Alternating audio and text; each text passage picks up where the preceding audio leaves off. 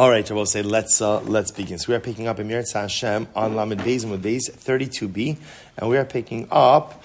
I believe Rabbi Chanina. Does that make sense? The two dots there. Rava Lo Gazer. 5 lines up the narrow lines. 5 lines up from the wide lines. From the middle line. Rava Lo Gazer. Thank you. Rava Lo Gazer Tanisa Biyoma Di'iva. So Rava, wow, I can't believe I didn't finish the two dots. Okay, Rava would not go ahead and decree a fast day on a cloudy day. Mishum shenemar sakosa ba'analach me'avor tefillah. Quoting over here the pasuk from Eicha, right, where the pasuk says literally again, sakosa ba'analach, you've covered yourself with a cloud and prevented anything from penetrating to you. So this idea that Rava felt that cloud cover represented some type of barrier between us and the Ribono Shalom, and therefore not to decree a fast day on a cloudy day. Incredible. So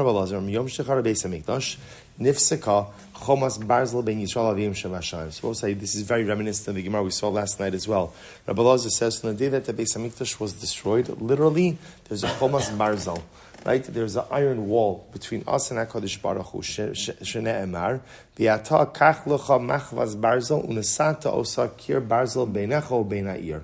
Amar Rabbi Chanan. So we'll say, so first of all, this goes back to yesterday's Gemara, that there is no question that since the destruction of the Beis Hamikdash, that destruction created a barrier, created a separation between us and the Ribono Shalom. But it's important, like we saw in yesterday's Gemara, to understand that even though certain avenues are closed, certain avenues still remain open. Like we saw, like the Sharei Dima, the gates of tears, right? So again, some things are closed, but other things always remain open. Kalamar is actually very profound Gemara. Kalamarach b'tfilaso, ain't tfilaso choseres rekam. So the Rabbi Chanina says as follows: whoever prolongs his davening, in other words, davens for a long time, his tefillah does not return empty. Now I will say, now what that said. The way to kind of interpret that quickly off the cuff is if you daven for a long time, your praise will be answered. Praise will be answered. Where do we know that? From Minalan, Moshe Rabbeinu, from Moshe Rabbeinu Shneimar V'aspala El Hashem, Uksiv Basrei Vayishma Hashem Elai Gaba Pam Hahi. So ultimately, Moshe Rabbeinu says, I daven to HaKadosh Baruch Hu, and afterwards, this is by the Meraglim, and afterwards it says that Hashem listened to me this time as well. So you see from here, Moshe Rabbeinu davened, and again, his tefillos were answered. So Gemara says, really? Ini, is this true? That if you daven for a long time, that's almost, and I will say, the Gemara makes it sound like almost like it's like a guarantee. Daven for a long time, your prayers will be answered. So Ini, V'hamar B'chia Bar Abba Amar B'yochanan, Kalamarach B'tfilah, so Uma'ayin Ba, Sof Ba'a Lidei Ke'ev Lev. It's a very profound Gemara. Whoever davens for a long time, Ma'ayin Ba literally means he looks at it. Rashi points out is he examines and waits until his tefillos are going to be answered. So I daven, and then literally I sit there and I wait for my tefillos to be answered. The wording is very, very profound. So Ba'a Lidei Ke'ev Lev. You're going to come to heartbreak or heartache. Shene'emar. So what should you do? So the Gemara says, what's the remedy? Yasok baTorah. Shabbos says, what does this mean? What's the remedy ultimately, again, if one is davening and their tefillos aren't being answered, what should you do? Learn Torah. Shene'emar ve'etz chayim taiva ba ve'ein eitz chayim ala Torah. Shene'emar eitz chayim hilamach hazikim ba. So obviously we have a contradiction. What's the contradiction? The first statement says that if you engage in prolonged prayer, your tefillos will be answered. Second Gemara says that if you engage in prolonged prayer, right, you could bring you to heartache. So which one is it? Gemara says, look, it's not a contradiction. Ha demarich uma'ayin ba, ha demarich v'lo ma'ayin ba. Two different cases. One is talking about a situation where you daven for a long time and you wait to see the fulfillment of your prayers. So a person who kind of sits there and waits for their tefillos to be answered, that's a dangerous thing. That's a dangerous thing. That comes to heartache. And ultimately, again, and the other part where it says that prolonged prayer is good, that's when you daven, and ultimately, again, you don't wait there looking and sitting for your tefillos to be answered. So I was like, there are two things I think to focus on this Gemara. So first of all, this idea of kol hamarich b'tfilaso uma'ayin ba. So I'm sorry. The first statement of kol hamarich b'tfilaso ein tfilaso chazeres reikam. Right. The statement that got this started was if you daven for a prolonged amount of time, so your tefillah does not come back empty-handed. So I want to be clear about saying the Gemara doesn't say that if you engage in prolonged prayer, everything you ask for, you get. Right? No one could ever make such a statement like that because that would be a theologically flawed statement. There are plenty of righteous, wonderful people who daven for a variety of different things and they don't get what they ask for. What the Gemara is saying is like this. It's saying is, if a person engages in prolonged prayer, that is never an exercise in futility. So the prayer never comes back empty-handed. I will say this addresses the general theological issue that we often encounter when we daven for something, and we've all had situations in life where we daven for something. That someone is ill, someone is facing a crisis, we daven, and what we davened for didn't come true. So often it's spiritually demoralizing because you think to yourself, I put in all of this effort, I did all of this, and yet again it didn't come to fruition. What the Gemara says, just understand, there is no such thing as a tefillah it comes back empty-handed. It doesn't mean that your prayer gets you what you want, but every tefillah affects some level of spiritual change on some level of this universe. Can you see it? Will you be the recipient of it? Will you be the beneficiary of it? That's all up to HaKadosh Baruch Hu. But just understand, Kol HaMarich b'tefillah, if you engage in prolonged prayer, know one thing, Eino, what's the lashon of the Gemara? Ein tfilaso choseres rekam. Your tefillah never comes back empty. There is no such thing as prayer that is an exercise in futility. And even if you don't get what you want, the tefillah is not for naught. We'll say that's number one. Number two, the concept ultimately, again, this is fascinating, of kol hamarich b'tfilaso u'ma'ayin ba, whoever davens, right, long davening, and then like you sit there waiting for your tefillos to be answered. So the Gemara says, Sof bali dei ke'ev leiv. You're going to be heartbroken. So we'll say, so what does this mean? So I think what the Gemara means is like this. If you daven, and you ask Chash Baruch for something, that's great. That's part one, right? What's part two? Roll up your sleeves and make things happen. So if you daven and you just sit there waiting for God to do all of the heavy lifting, you're going to come to heartbreak because that's not how the world works. Life is a synergistic partnership between man and God. There are certain things that Chash Baruch Hu can do that I can't do, but there are many, many, many things in life that I can do. I will say this is the mistake I think that very often we make theologically, is that we just expect HaKadosh Baruch Hu to do everything. Like I davened, okay, so God, he'll excuse me, but get it done. Get it, finish it up. The Gemara says, if that's the way you're living, that you daven and then you wait for HaKadosh Baruch Hu just to do everything, it's a lot of heartbreak in life because you're not going to get what you want. Because HaKadosh Baruch Hu often gives us things after he sees that we have expended maximum effort. But if you're just going to sit back, relax, and enjoy the show and expect God to do all the heavy lifting, that's going to be a heartbroken-filled life. Really incredible Gemara. Okay, let's go back there. I'm going to say one last piece also in this, that there's a certain level of humility that has to come with prayer. That no matter how badly you want something, and no matter how badly you're praying for something, we'll say, we only see things through our finite human lens. But there's a whole universe that HaKadosh Baruch Hu runs. And often, again, what I think I need or what I want is not what I need and not what needs to happen. So I will say prayer always comes with a certain level of humility as well. I have to daven because I'm a human being. I have to ask for what I think is needed and necessary, but then move on and accomplish, do what you can, do what is within your power. I'm Rabbi Chaim Rabbi Chanina. It will say another beautiful Gemara. This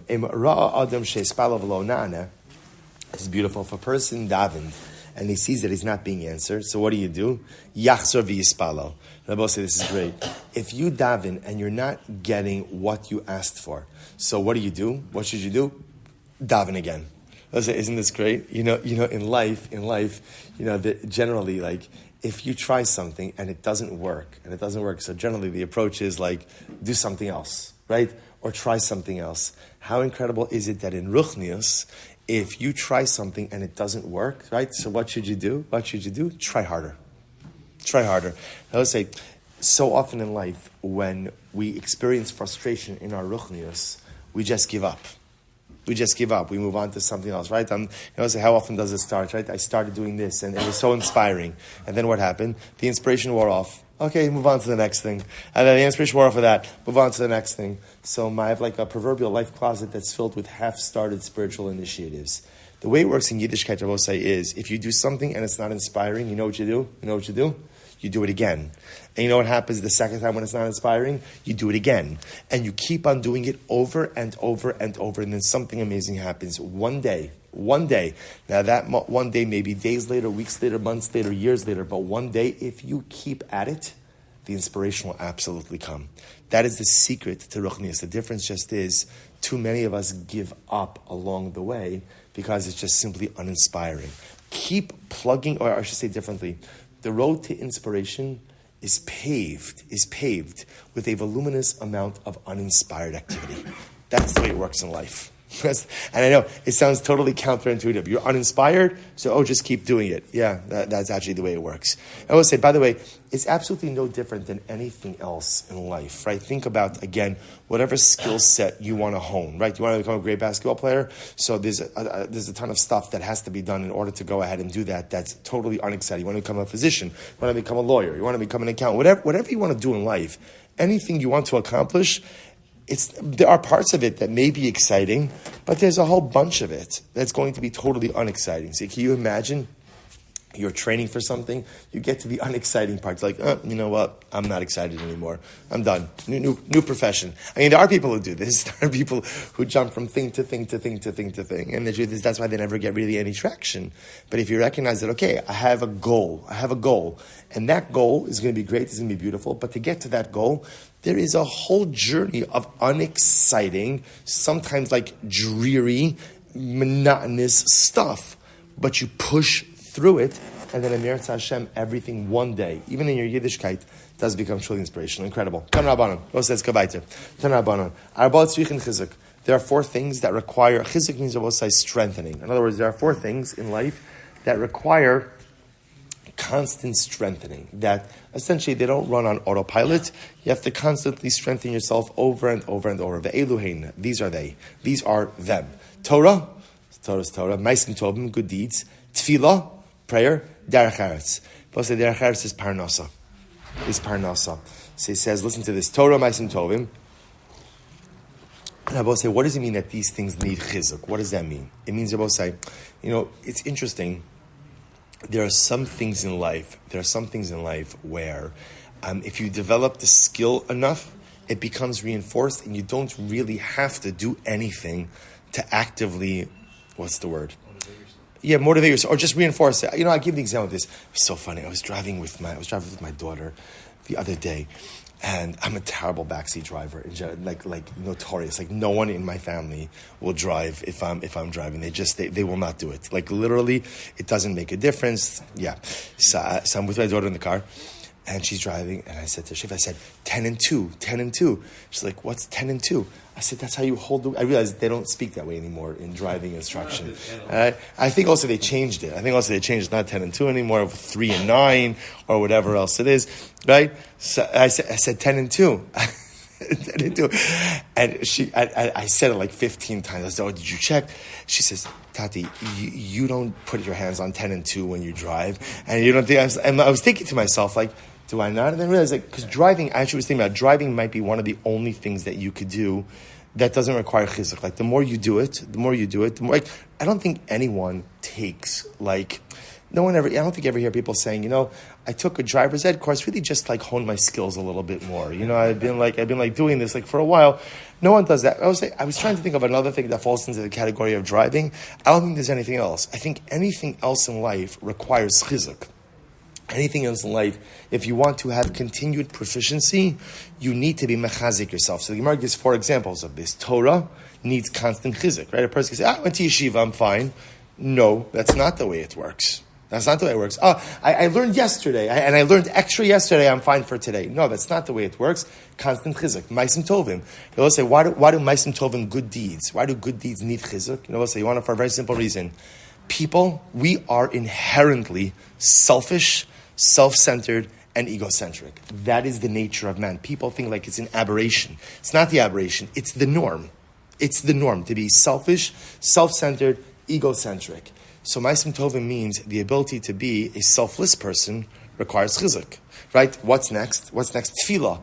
I will say tefillah requires an acceptance that I am not independent, that I'm wholly and fully reliant on HaKadosh Baruch Hu. So I will say, as much as we like to say that with our lips, internally, internally, if there's one thing we want to be, it's independent and self-reliant. So as I have to reinforce every day. And parnasa again, generally for most of us, if you want to make money, you have to work hard each and every day. There's not really a day of taking off from work. I mean, if you take a vacation day, but lamaisa, if you want parnasa, you have to be ready to work hard. So the Gemara goes through each of these four things. The Gemara says, Torah ma'astov minayin, shenema rachazak v'yamatz, ma'od lishmor lasos kechol Torah. Chazek Batorah or Chazak Batorah va'am v'savaisim tovim. Tefillah minayin. Where do we know? So the Gemara is quoting Psukim. Where do we know tefillah from? So the Gemara says, Shneimar kavei al Hashem chazak v'yametz libecha v'kavei al Hashem. Literally, again, put your hope in HaKadosh Baruch Hu. Chazak v'yametz libecha. Make your heart strong. V'kavei al Hashem. And put your hope in HaKadosh Baruch Hu. Derech Eretz. What about Parnasa? So the Gemara says, Minayin Shneimar chazak v'nis chazek ba'ad amenu. Let us go ahead and literally strengthen ourselves for the financial needs of our people. Tzibos say a really incredible Gemara that there are very few things that in life you could coast with, very few things that ultimately you can go on autopilot with. Incredible. Let's go about another line, then we'll stop for tonight. So the Gemara says, Vatomer Tzion azavani Hashem, v'Hashem shechechani. Shabbos over the pasuk in Eicha says that Sion says, right? Sion is Klal Yisrael. Sion says Hashem has left me. Azavani Hashem, and Hashem has forgotten me. I says the Gemara, isn't that redundant? Ultimately, again, if Hashem has forgotten you, then that means you're forsaken. It's the same thing. So the Gemara says, Hainu shchucha, hainu azuva. Is it not redundant? So Amar Shlakish, Amra knesses yisof ne'akadosh baruch hu. Klal Yisrael said before the Ribono Shalom, Adam no se ishal ishto rishona, zocher maser rishona, ata azavtani v'shechachtani. So listen to this. Klal Yisrael said to HaKadosh Baruch Hu, if a man marries a second wife, when polygamy was permitted, man marries a second wife, even if he marries a second woman, what? He doesn't forget about his first wife. He still remembers. But you, HaKadosh Baruch Hu, you've left us. You left your first wife, Klal Yisrael, and you've forgotten about us. Amar la HaKadosh Baruch Hu. HaKadosh Baruch Hu says as follows. BT. HaKadosh Baruch Hu is so beautiful. HaKadosh Baruch Hu refers to us as his daughter. So he says, my daughter, Yud Beis Mazalos Barasi Berakia. I created 12 constellations in the sky. Va'al kol mazal u'mazal barasi l'shloshim chayil. Va'al kol chayil v'chayil barasi l'shloshim ligyon. Va'al kol ligyon v'ligyon barasi l'shloshim riaton. Va'al kol riaton v'riaton barasi l'shloshim karton. Va'al kol karton v'karton barasi l'shloshim gistra. Va'al kol gistra v'gistra talisi bo shloshim me'os ha'shishim v'chamisha alfei riva kochavim. Kinegi mo'eschama. So here HaKadosh Baruch Hu is describing the massiveness of the universe. Right, of literally, again, the heavens, with all of the stars, the constellations, everything that's there. And HaKadosh Baruch Hu says, I created all of this for who? I created all of this for you. V'kulan lo barasi ela b'shvilech. All of this I created just for you, HaKadosh Baruch Hu says. V'at amrat azavtani shechachtani. And you said that I've forgotten you. So I want to say it's incredible, right? HaKadosh Baruch Hu says, look at the world, look at the beautiful. Who did I create the world for? I created the world for Klal Yisrael. How could you ever say that I have forgotten you? So we'll stop over here for tonight.